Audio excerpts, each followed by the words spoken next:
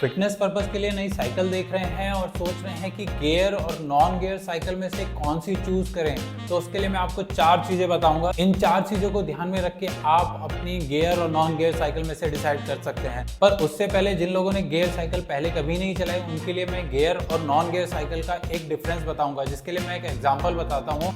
अगर आप कभी जिम में गए हैं और जिम में आपने जिम साइकिल यूज की है, तो उसमें आपने देखा होगा उसमें एक लेवल और एफर्ट मॉनिटर होता है, जिसे आप जिस नॉब को या फिर आप उस लेवल को इंक्रीज करते हैं तो पैडलिंग बहुत ज़्यादा हार्ड हो जाती है, और अगर आप उसे बहुत ज़्यादा लूज कर देते हैं, लेवल रिड्यूस कर देते हैं, तो आप बहुत ईजिली पैडल कर सकते हैं। अब मैं ये बताता हूँ कि एक नॉर्मल गियर साइकिल में ये क्या डिफरेंस होता है। सेम ही एक्सपीरियंस आपको साइकिल में फील होता है जब भी आप हाई गियर यूज़ कर रहे हैं, जिसमें आपकी स्पीड ज़्यादा आती है साइकिल में।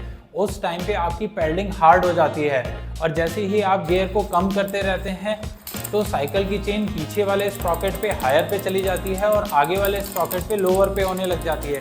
ये सेम एक्सपीरियंस होता है कि आप अपनी जिम साइकिल का लेवल रिड्यूस कर दिया या फिर उसका नॉब एडजस्टर को लूज कर दिया। तो जिन लोगों ने साइकिल नहीं चलाई, गियर साइकिल नहीं चलाई, उनके लिए एक रेफरेंस पॉइंट था कि गियर साइकिल में गियर चेंज करने से क्या एफर्ट में डिफरेंस आएगा। अब मैं बात करता हूँ उन 4 चीज़ों की। सबसे पहला आ जाता है कि यूसेज कितना है। अगर आपका पर्पस है कि आप daily 30 minutes to 1 hour cycling करना चाहते हैं, मैक्सिमम 5 से 10 किलोमीटर के लिए साइकिलिंग करना चाहते हैं वेट लॉस या फिटनेस पर्पस के लिए, और आपका टेरेन एकदम ही फ्लैट रोड्स है, तो आप नॉन गियर साइकिल चूज कर सकते हैं। मगर अगर आप यूसेज ज़्यादा करना चाहते हैं या फिर आपने सोचा है धीरे धीरे आप अपनी टाइम लिमिट बढ़ाएंगे, अपना डिस्टेंस बढ़ाएंगे, for example 1 hour 2 hour 3 hours के लिए साइकिलिंग करेंगे या वीकेंड पे लॉन्ग राइड करेंगे, तो आपको गियर साइकिल चूज करनी चाहिए। दूसरी चीज़ जो आपको ध्यान रखनी होती है कि पहले से आपको कोई एग्जिस्टिंग लेग प्रॉब्लम तो नहीं है। लेग से आपको खड़े होते हुए नी में आवाज़ आता है, क्रैकिंग साउंड आता है, या फिर आपको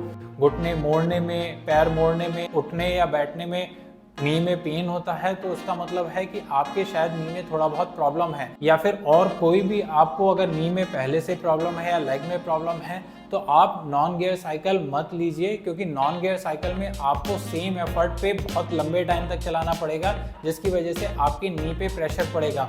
उन सभी लोगों के लिए गियर साइकिल ज़्यादा सूटेबल आ जाती है। तीसरी चीज़ आपको ध्यान रखने की होती है कि आप हाइब्रिड साइकिल ले रहे हैं या फिर MTB साइकिल ले रहे हैं। अगर आप हाइब्रिड साइकिल लेते हैं तो 5-10 किलोमीटर फ्लैट रोड पे नॉन गियर साइकिल भी इजीली चल सकती है। मगर अगर आप MTB साइकिल ले रहे हैं तो MTB का टायर मोटा होता है, मोटे टायर की वजह से उसे पैडलिंग करना बहुत हार्ड हो जाता है। इस वजह से आपको गियर साइकिल चूज करना चाहिए अगर आप मिनिमम प्लान कर रहे हैं 1 घंटा राइडिंग का। और चौथी चीज जिसकी वजह से बहुत सारे लोग डरते हैं वो है मेंटेनेंस। ऐसा नहीं होता कि गियर साइकिल में बहुत ज़्यादा मेंटेनेंस होता है। साइकिल एक मशीन होती है, गियर और नॉन गियर दोनों साइकिल में ही आपको मेंटेनेंस की ज़रूरत होती है, क्योंकि गियर साइकिल में ज़्यादा मूविंग कंपोनेंट होते हैं, थोड़ा सा ज़्यादा मेंटेनेंस की ज़रूरत पड़ सकती है। मगर गियर साइकिल में आप अगर एक चीज़ ध्यान में रखते हैं, अगर आप अपनी गियर साइकिल की चेन को प्रॉपरली मेंटेन करते हैं वंस इन 15 डेज या फिर 1 महीने में एक बार उसे क्लीन करके ल्यूब कर लेते हैं, तो आपको बहुत लंबे टाइम तक गियर साइकिल में ज़्यादा इशू नहीं आते, आपको ज़्यादा मेंटेनेंस कॉस्ट भी नहीं लगती। मोस्टली प्रॉब्लम ये होती है कि हम साइकिल यूज़ करना शुरू कर देते हैं और साइकिल को मेंटेन नहीं करते। नॉन गियर साइकिल में ये ज़्यादा इशू इसलिए नहीं आता है क्योंकि वहाँ पे गियर चेंजिंग का ऑप्शन नहीं होता।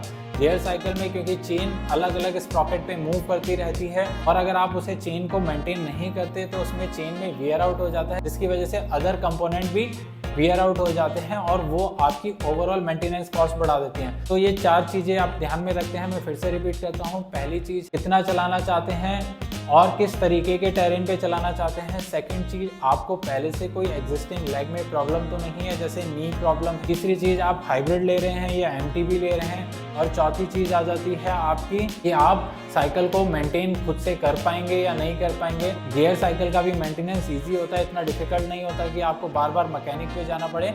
और अगर आप इन 4 चीज़ों को ध्यान में रखते हैं तो आप एक सही साइकिल चूज कर सकते हैं, जिससे आप अपने फिटनेस गोल को डेली बेसिस पे अचीव कर सकते हैं।